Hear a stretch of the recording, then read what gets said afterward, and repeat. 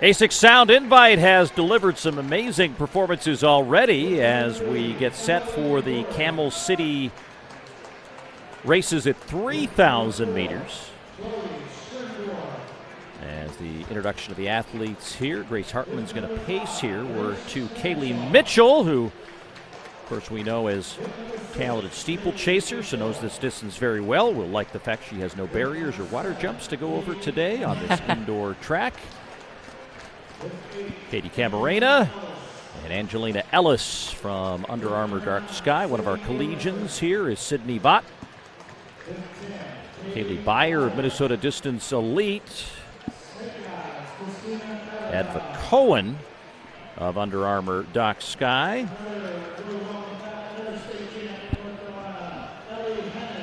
As she was out of order there, that's why she didn't get introduced when she does. Now she'll take the bow as Ellie Hennis went ahead of her. Angelina Napoleon, another top steeplechaser, member of Team USA as well. And Logan Jolly of ASICS. So again, these are very good fields for what is the quote-unquote undercard, but this is, you know, common at these sound running events where they've really put together reasons for these elites to come together, chasing times, chasing competitions. We just heard our winner in the last race, Schoberg, saying it, you know, first race of the season, and get thrown in the mix in these deep competitions bodes well for the rest of the season, particularly in a year where there is that World Indoor Championship. It'll be held in mid-March in Poland. No outdoor championship this year, though the World Ultimate Championships will be the new addition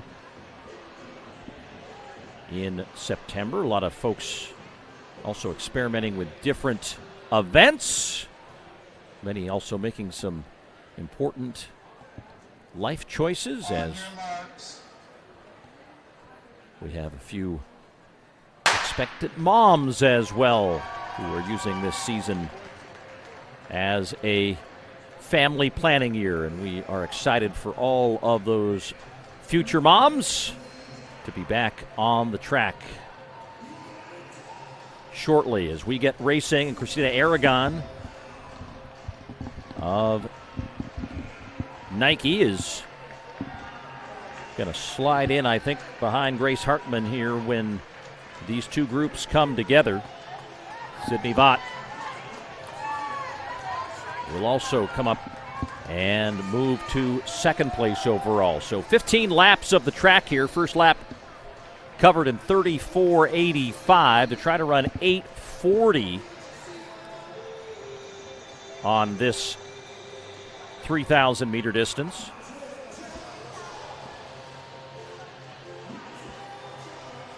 .835 is the World Championship standard, which we'll see them chase in the subsequent race.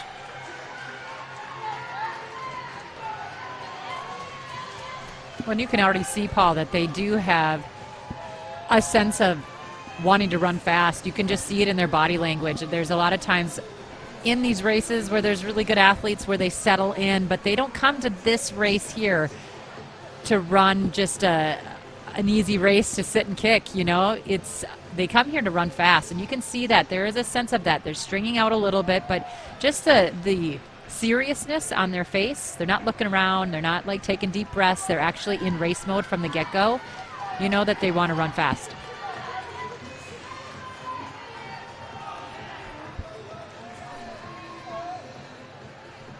And Angelina Napoleon's very comfortable in this field of elites. She's an elite herself. 9th at that World Championship final in Tokyo. And settling in behind the pace setter Grace Hartman. Grace Featherstone, who also ran collegiately at Oregon State, wearing hip 5 and sitting in 3rd. The Canadian won her nationals in the steeplechase in 2025 and picked up the silver medal at the NACAC Championships last summer.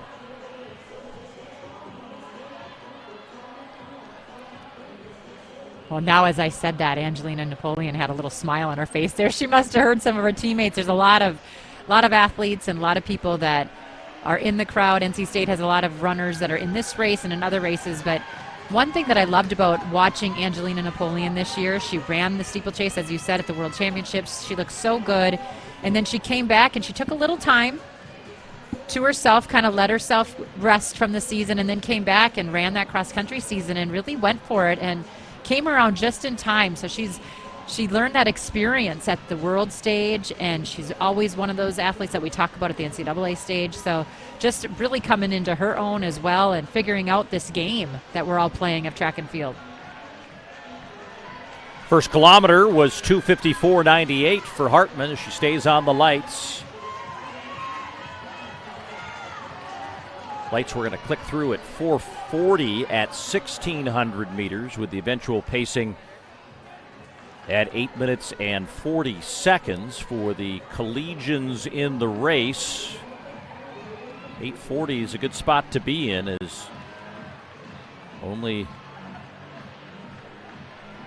Doris Lemon-Gole and Jane Hedengren have run faster than that. Of course, they both broke Caitlin Tuohy's collegiate record on the track at the Millrose Games. But Napoleon running very strongly right now, still in second as they click through these laps at about 35 seconds. And Hartman is in a very solid position.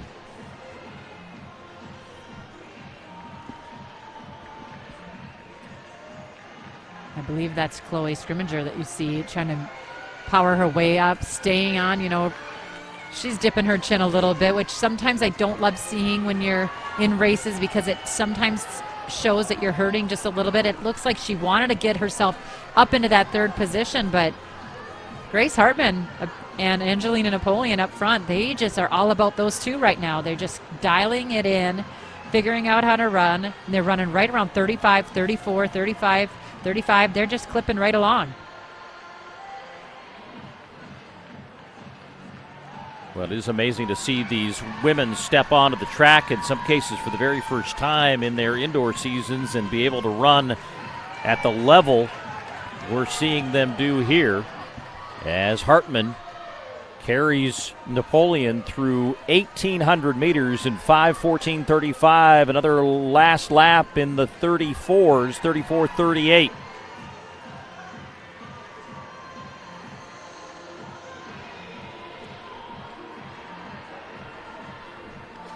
Well, Hartman is known to run a little bit longer on the outdoor track. She's a 5,000, 10,000 meter specialist. She was second in the 10,000 last year, fifth in the 5,000 meters at the NCAA. So good, and looked actually really good today, but she's going to make sure she does what she's supposed to, and now let Angelina Napoleon take it. And this is where Angelina needs to really focus, Paul. She's got to get back on that pace, stay on those 35s. She just did that last lap in 34, so she is staying on. She's going to get some company here in a second, though, and that's Kaylee Mitchell of the Nike Swoosh Track Club, as she's closing the gap with Sydney Vaught.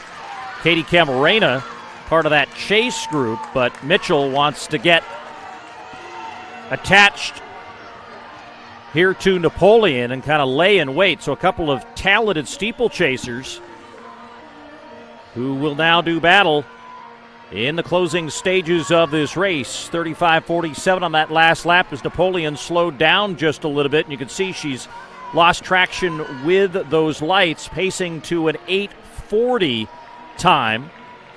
But now getting pressed by Mitchell. Maybe that'll help just a little bit, as we'll see them come through 2,400 meters, 3 laps to go, as they pass through at 7 minutes on the clock. 35:64. She slows down once again.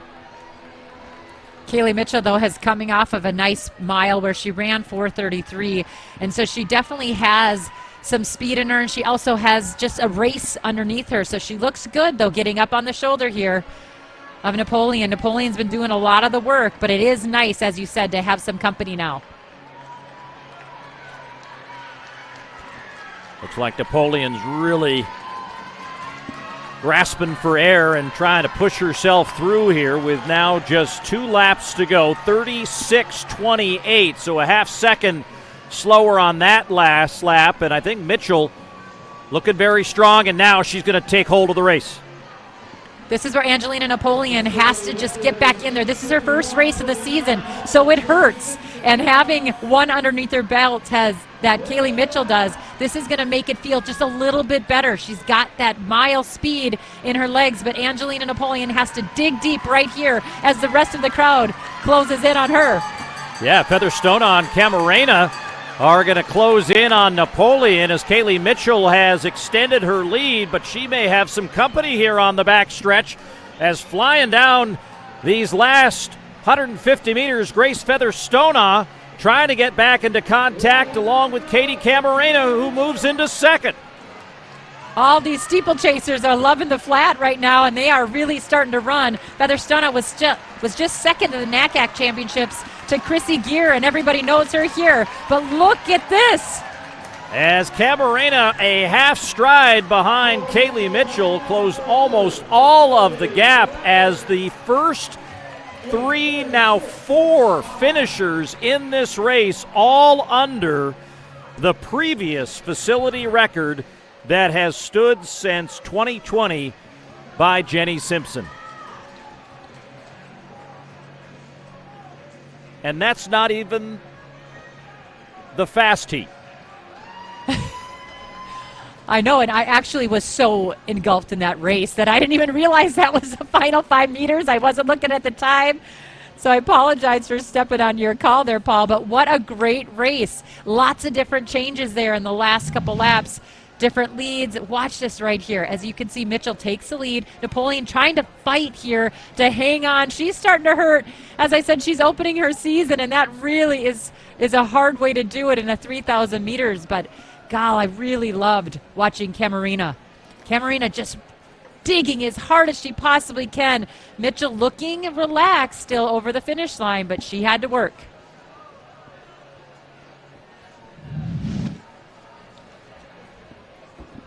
So we'll hear from Kaylee Mitchell here shortly after the men's race as she helps Napoleon up after she led most of that way after the pace setter stepped off the track and wound up 6th in that race, 8:52.62, as she gutted out a last lap of 39 seconds compared to Mitchell's 33.95.